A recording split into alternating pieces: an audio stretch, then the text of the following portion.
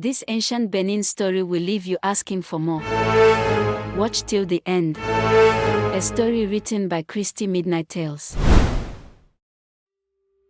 The palace of Oba Oseji was a place where nothing ever truly stopped. From the moment the sun rose, activities began.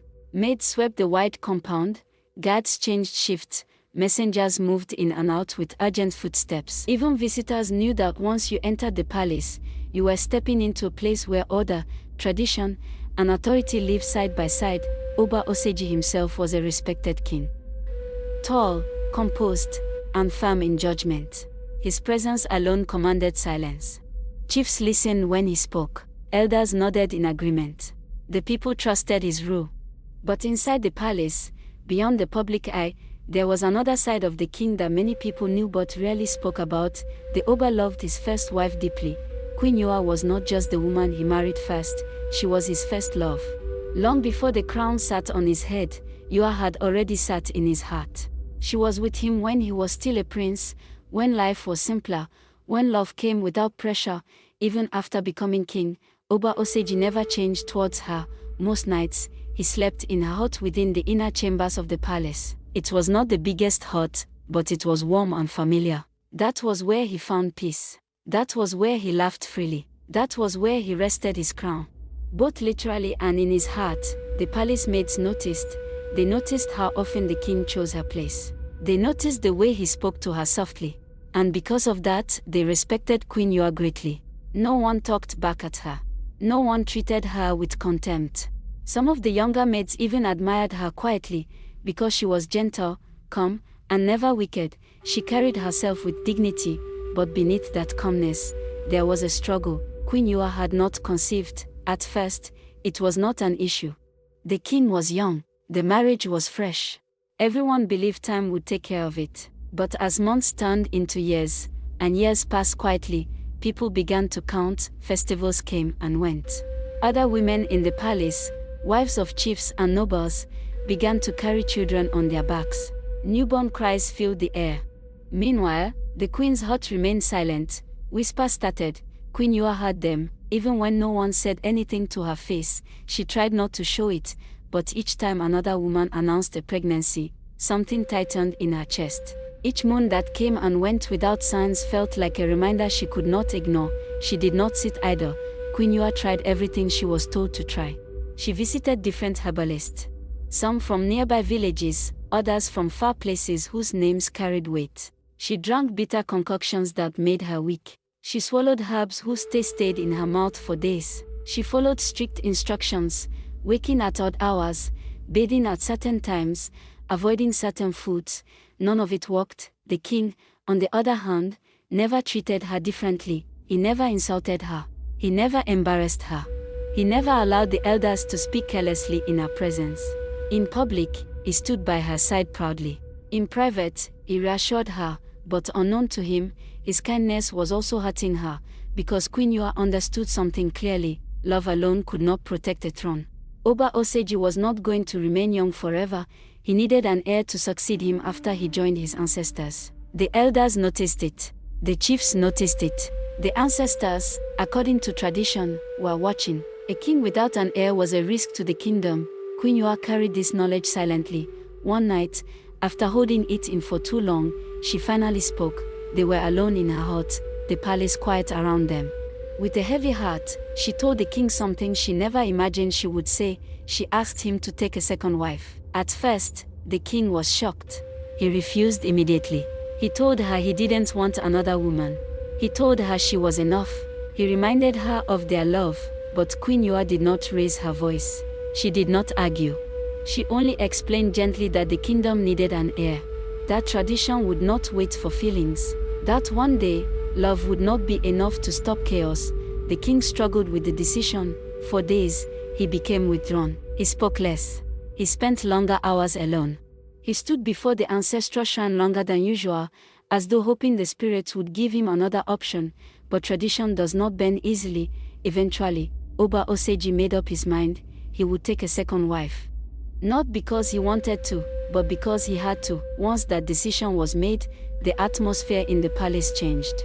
Quiet preparations began. Messengers were sent discreetly. Gifts were gathered. No drums were beaten yet. No announcement was made publicly. But within the palace, everyone knew Queen Ewere accepted the decision without protest. She did not cry openly. She did not complain. She moved about her duties the same way she always had, but those who looked closely could see it, the sadness in her eyes. She had suggested the solution herself, yet she was the one who would suffer it most. As preparations continued to go and bring in the second wife, the palace stood on the edge of change. Unaware that this decision, meant to secure the throne, was quietly opening the door to jealousy, deception, and events that would soon spiral beyond anyone's control, that was how it all began. The day the second wife arrived in the palace, the entire place seemed to shift. Her name was Osas, and soon she would be known as Queen Osas. But that day, she was just a young, beautiful woman, arriving with all the pomp and ritual that a future queen demanded. Her carriage was adorned with silk and coral. Drummers announced her presence before she even set foot inside the palace gates. The palace guards watched her carefully. The maids whispered to each other, their eyes wide with curiosity and caution. And the king, Oba Oseji, stood tall, greeting her formally. Though his heart still belonged to Queen Ewere, the traditional marriage ceremony was held according to custom. Gifts were exchanged. Songs were sung. The ancestors were acknowledged. And when it was all done, Osas was now officially part of the palace. At first, things seemed normal. The palace continued its rhythm. But it did not take long before people began to notice how Osas changed everything. She was proud. She was demanding. She was different. The guards who had once moved without complaint now felt her sharp eyes upon them. They trembled when she approached. The palace maids, who had adored and respected Queen Ewere, suddenly found themselves facing harsh words, long tasks, and unnecessary punishments, and worst of all, she wanted to be alone with the king. Always. Anywhere Ewere was, Osas was there too, trying to shadow her. The king, polite and patient, did what he could to balance his attention, but it was clear, Osas did not like sharing his presence. Months passed, and then one day, Jo returned to the palace. Queen Ewere's womb had finally carried a child, a boy, a future heir. The palace erupted in happiness. Drums were played. Maids danced quietly in the courtyards. Even the guards smiled as they went about their duties. The entire kingdom would soon hear that the king's first love had given him hope again. Osas smiled too, pretended to be happy. She even praised the heavens for the news, but inside, her heart was bitter, rotten with jealousy, poisoned with envy. She went to herbalists. She consulted the wisest of them. She sought men and women who could bend destiny with roots and incantations, but every place she went, she was told the same thing.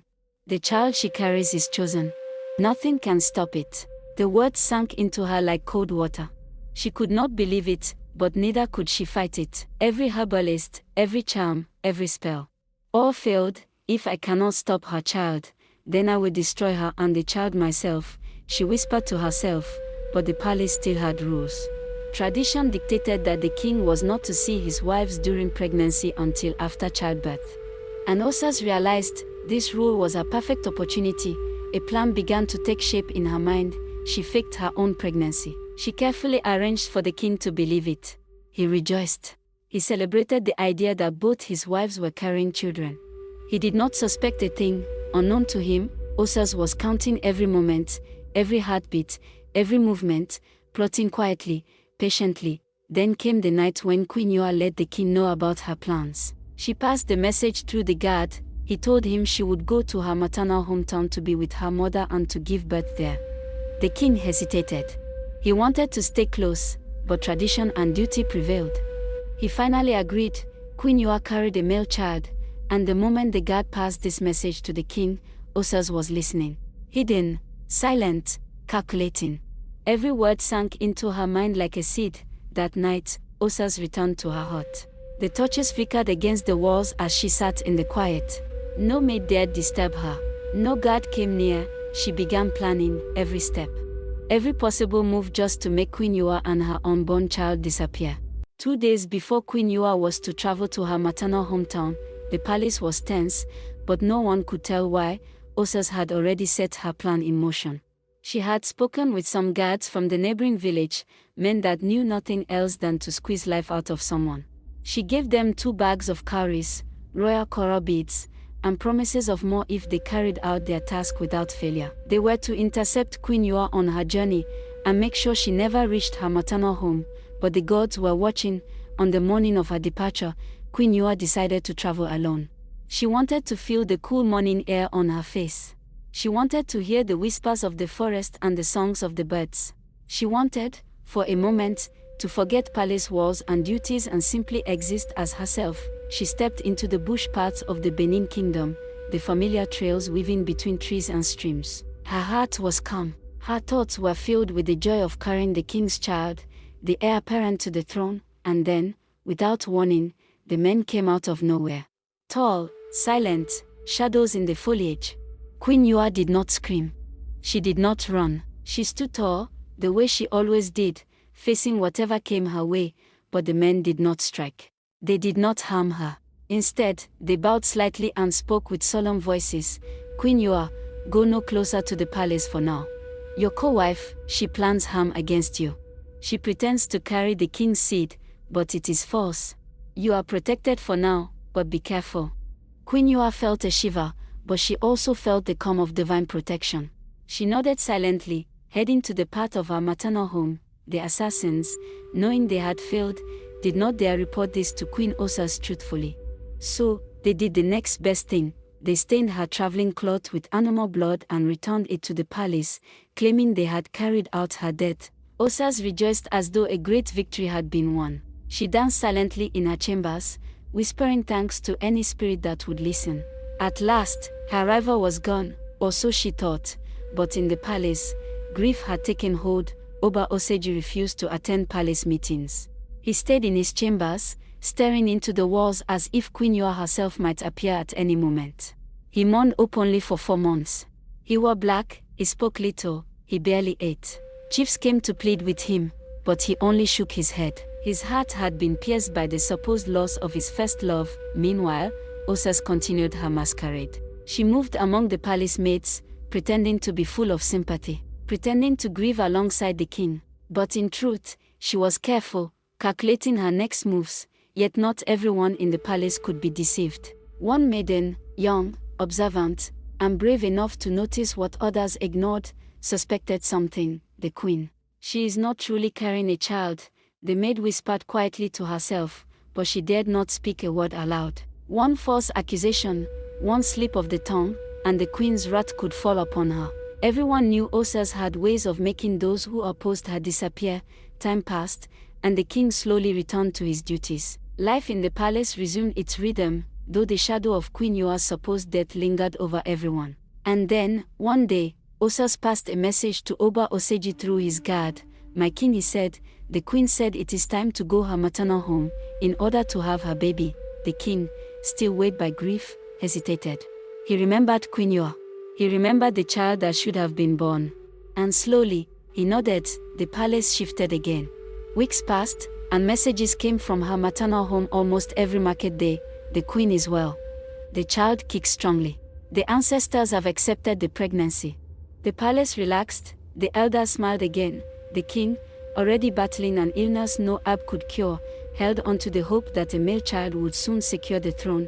Then one early morning, drums shattered the silence. Queen Osas had returned. She came back with a newborn baby boy, wrapped in white cloth.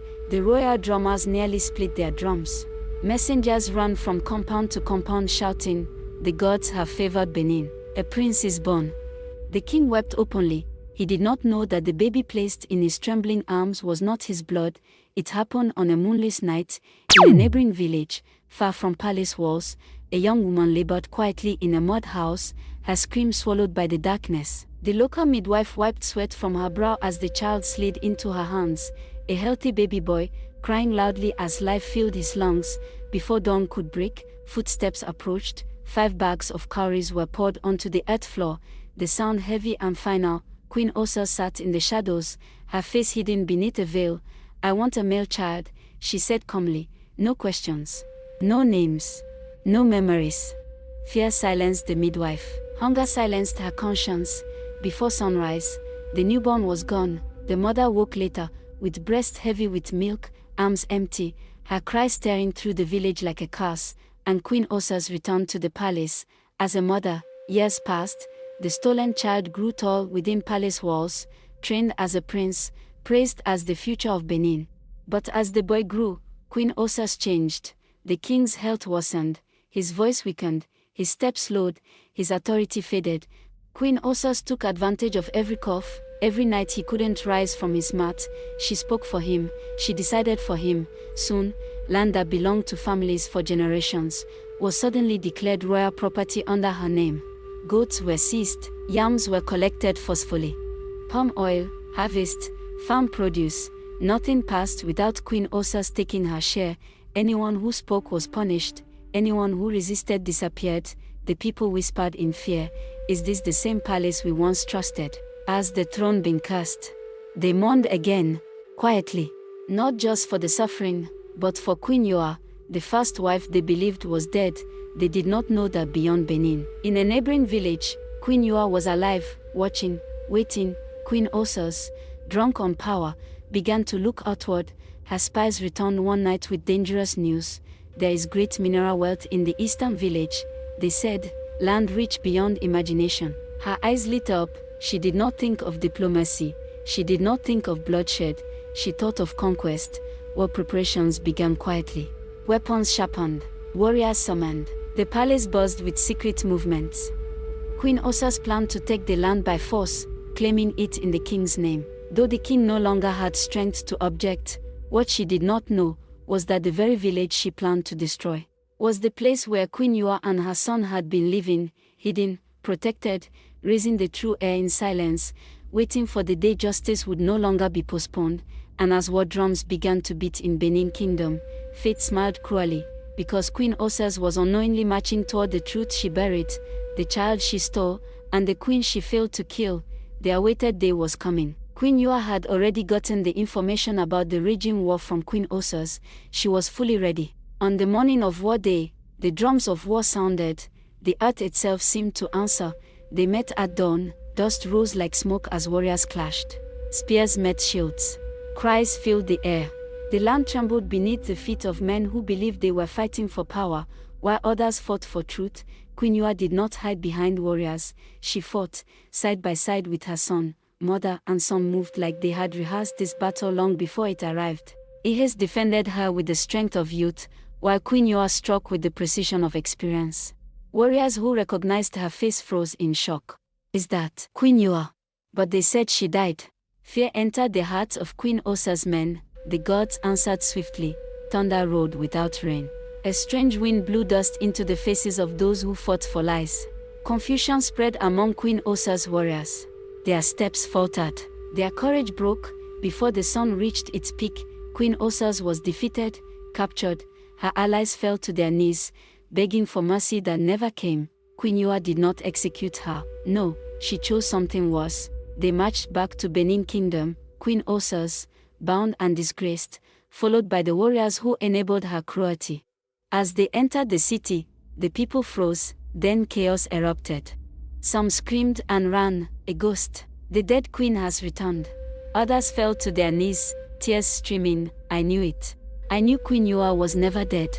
Joy clashed with fear, relief mixed with shame. The truth stood before them, breathing, victorious. Queen Osas and her allies were dragged past the palace gates, past the lands she had stolen, past the people she had oppressed. By decree of the ancestors, they were banished to the evil forest, never to return, their names erased from honor, their spirits condemned to wander. Silence fell, then the drums changed. This time, they were drums of restoration. Ahaz was brought forward. Coral beads were placed around his neck. The crown, untouched by deceit, was lowered onto his head. The people shouted with one voice, "Long live the king! Long live Oba Ahaz!" Queen Ewere watched, her heart heavy but fulfilled. Justice had finally breathed. 4 market days later, the old Oba died quietly in his sleep. Some said his spirit had been waiting for truth to return before letting go, and so Ahaz ascended fully as king. He ruled with goodness and might. He returned stolen lands, he restored dignity to the people, he ruled not with fear, but with wisdom, and Benin Kingdom learned a lesson that would be told for generations. No lie can sit on the throne forever, the gods always remember. Thanks for watching this amazing story.